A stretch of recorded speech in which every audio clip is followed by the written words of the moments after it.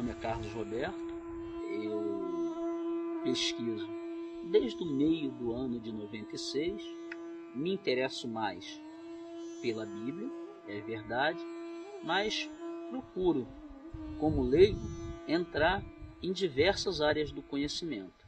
O que eu quero falar hoje é só sobre curiosidades bíblicas que tem, que são muito interessantes, são feitas para pensar. Se vocês olharem no capítulo 1 da Bíblia, que é o livro do Gênesis, no verso 26, está escrito que Deus fala: façamos o homem como a nossa imagem, segundo a nossa semelhança. Então, temos aí que ele fez um homem. No capítulo 2 do mesmo Gênesis, no versículo 7, está escrito que Deus plasma o homem do pó da terra. Ele insufla nas suas narinas e ele vem a ser um ser vivente. No meu entendimento, ele fez dois homens, tá? É como se fosse ter uma origem do homem. Creio que esse homem, tirado do barro, foi o ser assexuado que foi feito no princípio da humanidade. Esse ser que foi feito por outros, por outras civilizações fora da Terra que trouxeram a tecnologia para a Terra. Então ele fez esse homem para trabalhar nas suas minas, como está escrito nos livros lá da Suméria.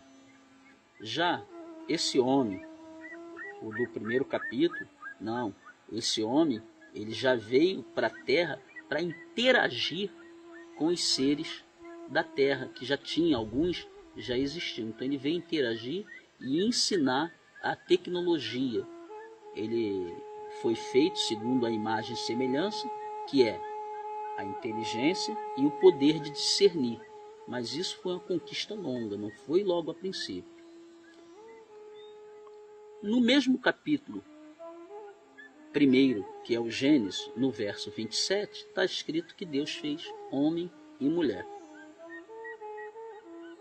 Mas, no capítulo 2 do Gênesis, no verso 18, está escrito que não era bom que o homem estivesse sozinho e ele lhe daria uma companheira que lhe fosse, no caso, conveniente.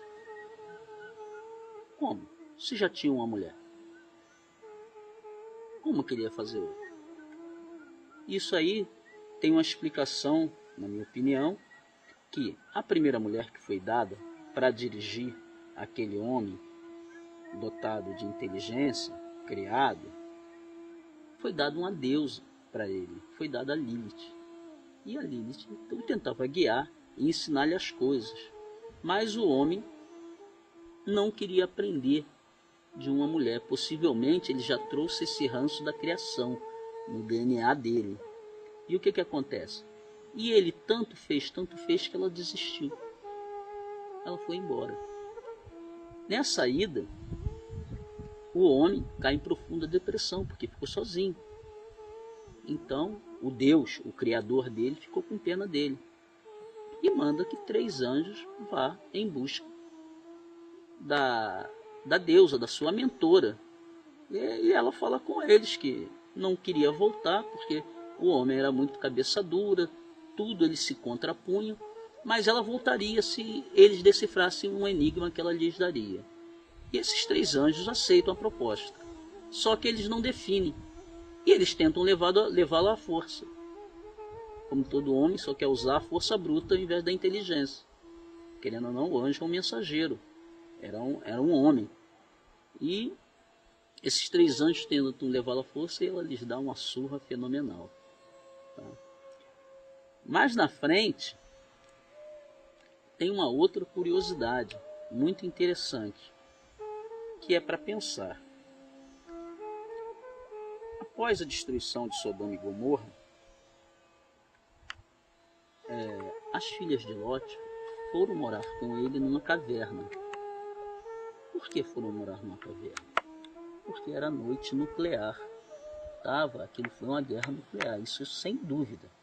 Tem diversos indícios.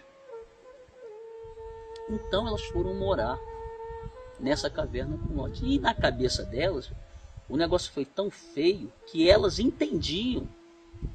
Quem lê a Bíblia lá vai ver que elas entendiam que o mundo tinha acabado. Todos os seres viventes, fora eles, tinham perecido, tinham morrido. Então o que elas fazem? Aí a Bíblia adoça a pílula, né? Para dar um jeito. Dizem que suas filhas embebedaram seu pai, uma por noite, cada uma teve um contato sexual com ele para ajudar a repovoar a terra. Então, primeiro, elas sabiam que só se repovoava através do contato sexual. Segundo, elas tinham certeza que aquela guerra acabou com tudo. Só uma explosão nuclear podia ter feito isso. Eles estavam morando numa caverna no alto, longe do local da explosão por causa da radiação. E elas usam, a Bíblia usa desse subterfúgio de dizer que o seu pai foi embebedado para não comprovar, para não ficar muito claro o incesto. Mas claro que houve. Mas não houve a maldade. Infelizmente, nessa passagem a Bíblia tenta subtrair o discernimento de quem a lê. Mas na frente tem outra fraude, talvez até maior e mais grosseira do que essa. Isaac já estava chegado na idade, então ele já estava com aqueles problemas inerentes a todo ser idoso, e a juventude também. Ele já estava com a visão falha, ele não enxergava mais direito, ele devia ter algum problema, catarata, alguma coisa que ele já não enxergava mais. E ele chama seu filho mais velho, Esaú, ele o chama para abençoá-lo, porque no passado só quem tinha direito à herança era o filho mais velho. E esse filho ia lá, recebia a bênção e tomava posse das propriedades do pai. Só que sua mãe, a mãe de Esaú, viu, e ela tinha uma preferência por Jacó. Então o que ela faz? Ela chama Jacó imediatamente, diz: filho, seu pai vai abençoar o seu irmão. Venha cá que eu vou lhe botar no lugar dele para você receber a bênção. Ele pediu que Esaú fosse arrumar uma caça, que Esaú era caçador, foi arrumar uma caça e fazer um guisado para ele. Quando voltasse, ele iria abençoar. E Jacó até fala: mas mãe, como é que eu vou me apresentar ao meu pai? Esaú é peludo, eu sou imberbe, e além do mais eu não sei cozinhar. Ela falou: não, o guisado eu faço, e a sua pele eu vou enrolar pele de cabra em volta dos seus braços e do seu tronco, e quando ele alisar o seu tronco ele vai ver que você é peludo. Então, quer dizer, ela usa de uma fraude para favorecer um filho em detrimento do outro. A alegação que muitos que explicam essa passagem falam é que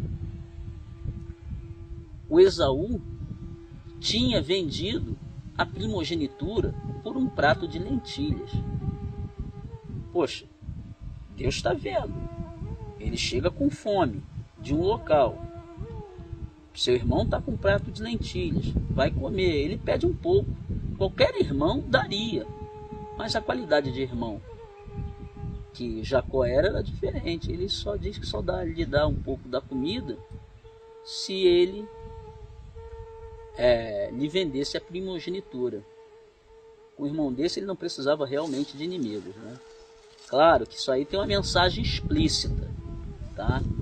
Nós temos essa mesma passagem quando Jesus Cristo, segundo a Bíblia, vai sofrer as tentações do diabo. No meu entendimento, ele sobe aquela montanha para recuperar os seus poderes, para tomar posse desses poderes que ele ia receber. Então ele tinha que provar que é digno. E a ligação com essa passagem anterior é que depois de 40 dias Jesus sente fome e o ser que a Bíblia chama de diabo, de tentador, de Satanás, fala: não, se estás com fome, transforma essas pedras em pães e come. E o Cristo fala para ele que nem só de pão vive o homem.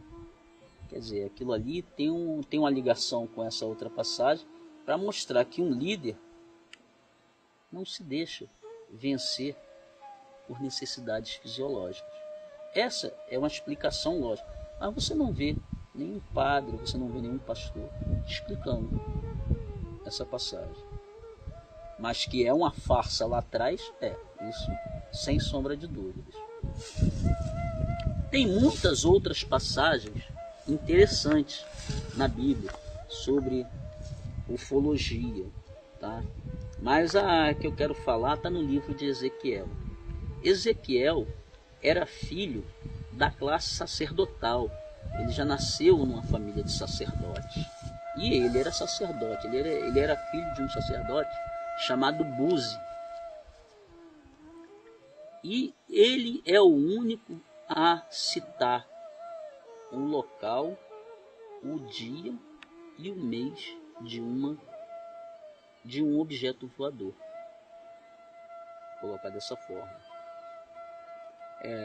Ele fala que era o quinto ano do exílio do rei Joaquim. Então, eles estavam no ano 592, mais ou menos, antes de Cristo. Ele dá o local, ele diz que estava junto aos exilados às margens do rio Quebar.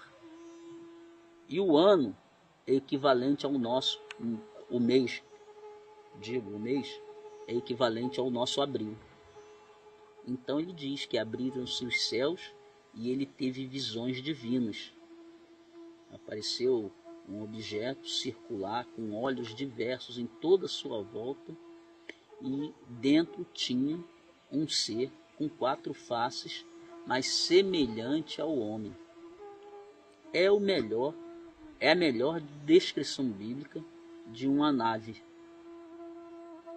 Mais na frente, no livro de Zacarias, logo no capítulo 5,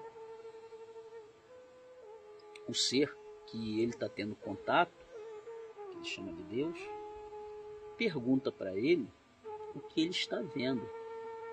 E ele diz: vejo um rolo que voa com 20 côvados de comprimento por 10 côvados de largura.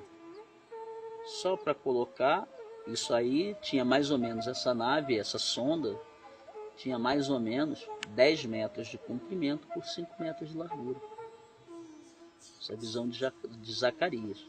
Na outra visão, o ser pergunta mais outra vez o que ele vê.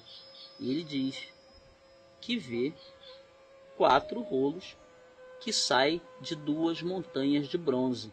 No meu entendimento, são 4 sondas que saem da nave mãe ou a nave capitã. Enoque viveu 365 anos, e diz a Bíblia, que ele andou com Deus e foi arrebatado, isto é, foi levado. Por que ele foi levado? Enoque fez uma viagem interplanetária. O que eu tenho para falar primeiro é que o livro de Enoque nunca fez parte do corpo bíblico. Tá? Ele nunca foi tirado da Bíblia. Quando foi feita a Bíblia tradicional que o cristianismo editou, eles pegaram livros, né, que atendessem, vamos dizer, as suas necessidades. E ao lerem o livro de Enoque não atendia a sua necessidade. Tá? Porque o livro de Enoque, ele fala, tem uma passagem que ele diz que ele vai aos 7 céus. Em cada céu ele viu uma característica. E ele também, no meu entendimento, ele relata uma viagem interplanetária. Ele fala mais ou menos assim: estava eu envolto em nuvens e névoas, olhando com inquietude o movimento dos pássaros. Quer dizer, ele estava vendo tudo passar a uma grande velocidade em torno dele, enquanto ventos favoráveis elevavam as minhas asas. Quer dizer, ele estava indo cada vez mais alto, cada vez mais longe. Fui levado assim até um muro que era todo feito de cristal. Sem temor, atirei-me no meio das chamas e caí num outro piso todo feito de cristal. Quer dizer, ele está mostrando que ele fez uma viagem interplanetária, visitou uma nave muito grande, ou então uma estação espacial. As chamas possivelmente são os foguetes ali, os motores incandescentes ali em funcionamento, que ele vê essas chamas. E ele fala que passa no meio das chamas porque possivelmente essa nave devia ter N motores. Ele passa entre as chamas de um e de outro. O piso de cristal, ele possivelmente, ele dá a descrição da sociedade da época, porque talvez brilhasse demais. Então ele coloca como de cristal. Como ele diz que ventos favoráveis elevavam as asas dele. Ele não entendia de força motriz. Então ele coloca que os ventos favoráveis elevam as asas dele. E o Enoque é muito importante, claro, isso deveria estar na Bíblia, para mostrar que tinha outros planetas. O que queria esconder para não mostrar que existiam outros planetas? O que queriam esconder para não mostrar que tinha alta tecnologia no passado? Isso é uma pergunta para cada um pensar e procurar a resposta por si mesmo.